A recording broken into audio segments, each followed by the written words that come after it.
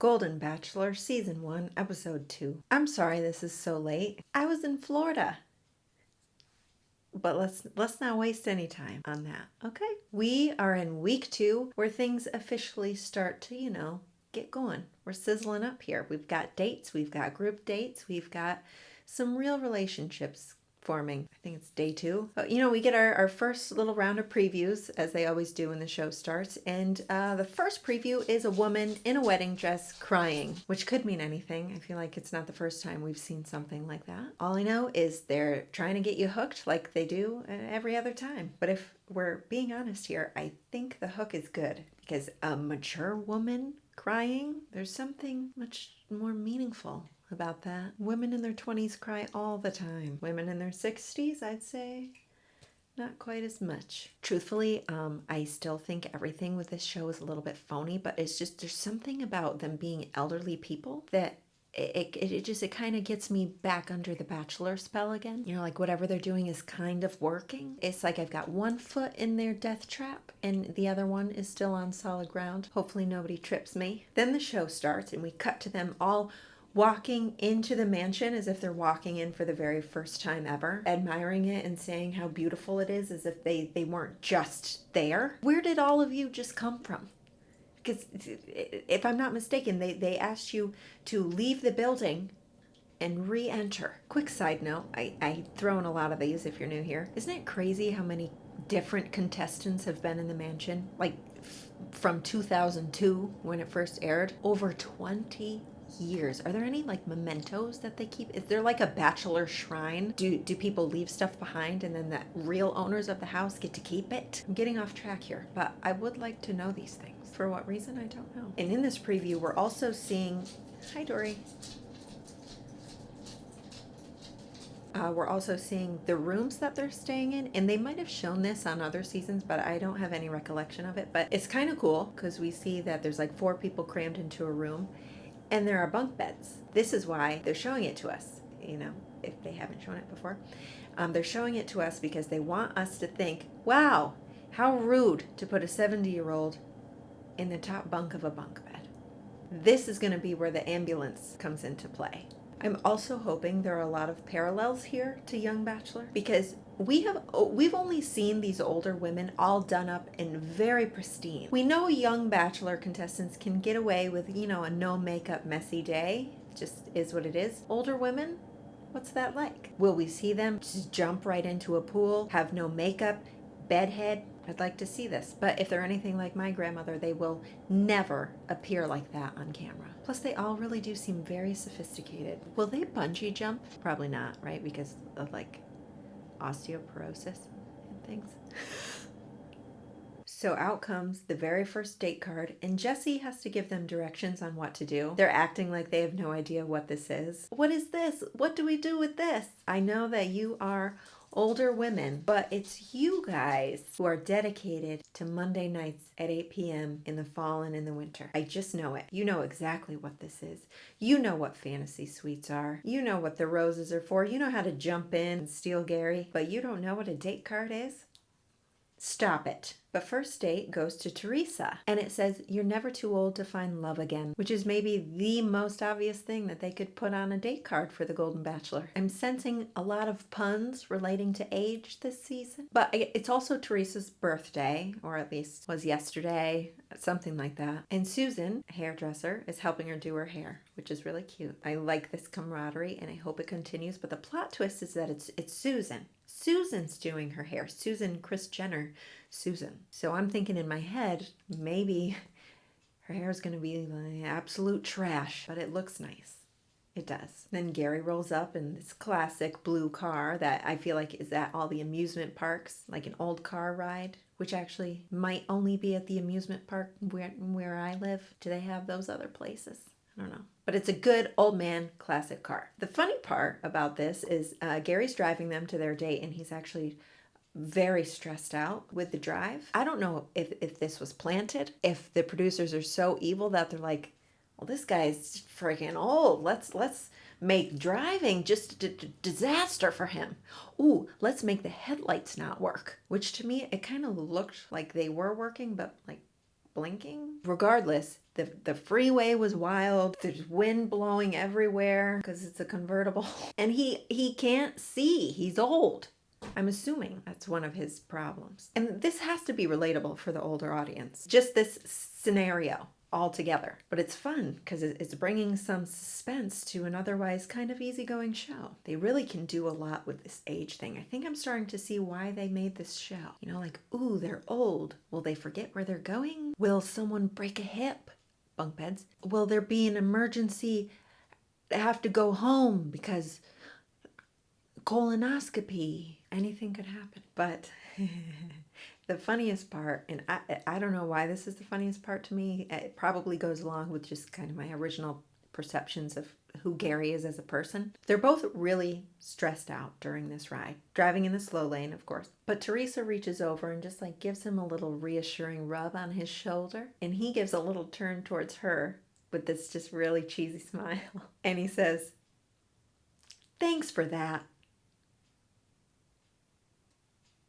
I mean, maybe I don't know what else he would say, per se. He really is such a nice guy. Very genuine, just good guy. Maybe he's so nice that he doesn't quite know how to play it cool. He just only knows just nice, and that's okay. But it's just makes things funny and entertaining for Nikki. It's not actually that funny, is it? Maybe you just had to be there. I had some tickly giggles. Kind of like a little bit of secondhand embarrassment there for him. Well, anyway, the ride was so windy that Teresa's hair is completely ruined. So I feel like Susan maybe really did know what she was doing. Every good hairdresser knows that longevity is important. Actually didn't look that bad. It's just that the curls kind of came out and I need an excuse to hate Susan. They pull up to this cool little retro diner. They get fries and a shake to share.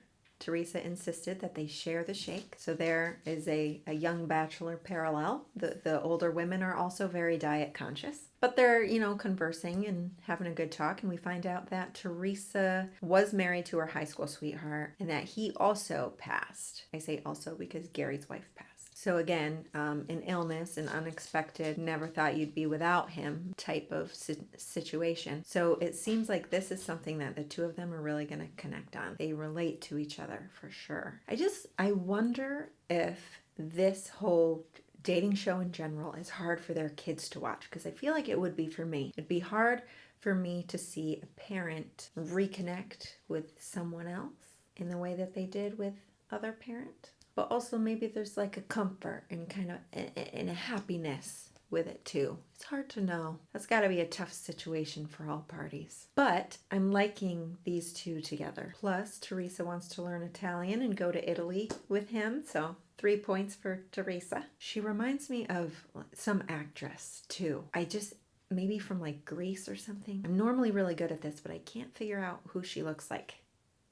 Who is it? But then Don't Stop Believing starts playing again, and they kiss and dance in the parking lot. So this song / phrase is what I can only assume is the theme of the season. Don't stop believing that you're too old to love again.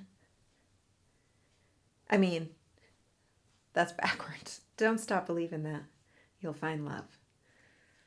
Oops. There's a theme every season. It's just, there's gotta be. This one makes sense. It's just a matter of how many times are we gonna hear this before we're sick of it. So I really liked it. You know, shove it down your throat. But Teresa, she gets the rose, and that's it. That's their date. Simple, wholesome, pretty low key, age appropriate, minus the friggin' blind danger driving. But it has me wondering, what will the group date bring? Will we spice things up a little bit? Will we have a roast? Will there be mud wrestling? Or will we always be stuck with these really low-key dates? Which is okay. But we get right into the group date, and there are 12 of them. First shot is of Gary posing for pictures, and not very well. I would compare his posing to someone who just finished up some gardening and needs to stretch their back out, you know?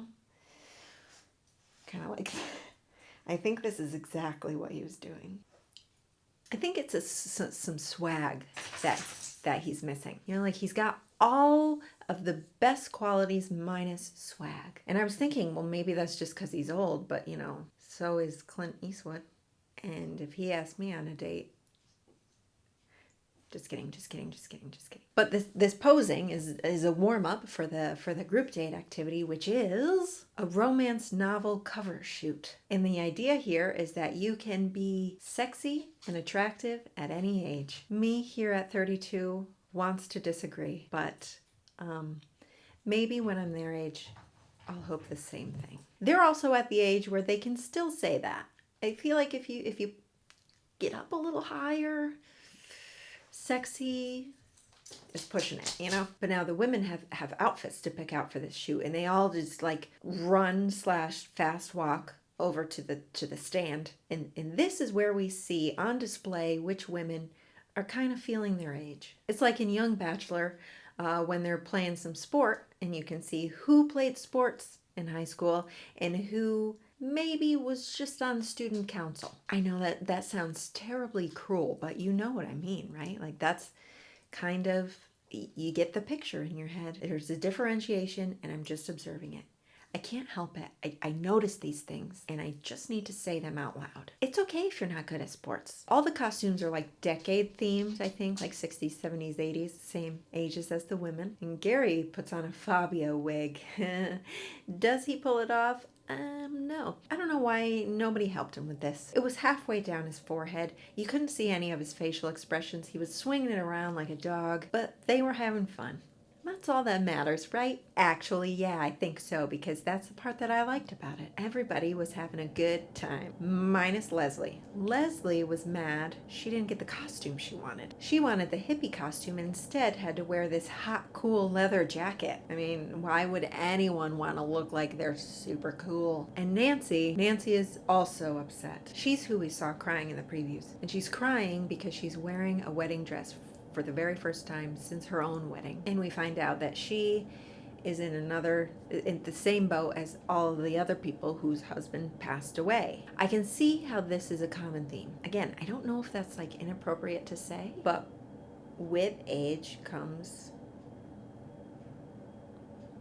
these tragedies. But this is where they get their drama. We have women with broken hearts, but broken hearts because their husbands passed away.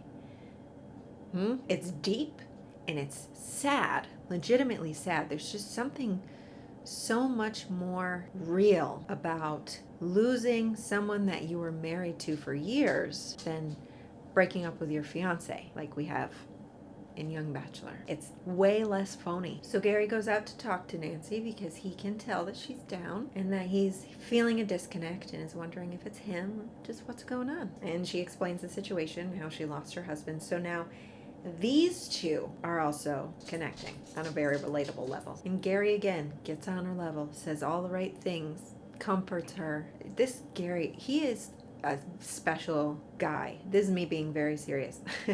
I really just think he's just such a good guy, just so down to earth, and he makes her feel so much better. They end up getting great pictures, the photo shoot, because now they're lighter, happier, but I don't feel their connection like I did with Teresa. It's kind of more, it feels more like a friendship with the two of them, like good friends, you know, but it's early, too early to tell. And our date continues, and on display is the rose. Ho, ho, ho. So he's got to have his conversations. He does. He goes and he talks to everybody. Nothing major stands out, but all good talks, all in the exact same location. It was like they got in a line or something to talk to Gary. And they all kind of seem like they have different personalities and that they're all very true to themselves. Nobody feels like they're putting on an act like they do in the other show. They're not trying to impress him or giggle a certain way. They're just coming as they are. But is it going to restore the show's reputation? No. No. You cannot fool me. There are still multiple women dating one man. The premise is the problem. Okay? Stop trying to change me. Oh, actually, you know what I should mention? There was one notable thing in the talks. Leslie and Gary, Leslie, leather jacket girl. They both have hearing aids. That was cute. And it seems like they're going to be able to use this to their advantage. He whispered something in her ear that the show claims they couldn't pick up. So if that's true, then they could sabotage some things. But I don't know. I think they might bug those hearing aids. But we reach the end of our date and the rose goes to Nancy. Actually, Nancy, who was crying in her dress. He said it was because their experiences lined up.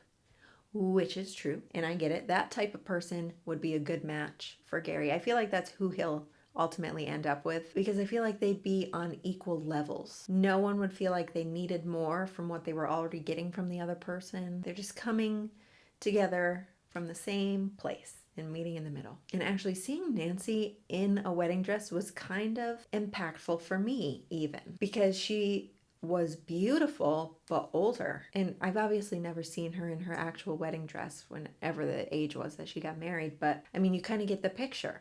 It's an image of a woman who's suffered loss, and you just kind of feel her heartache but also her hope a little bit.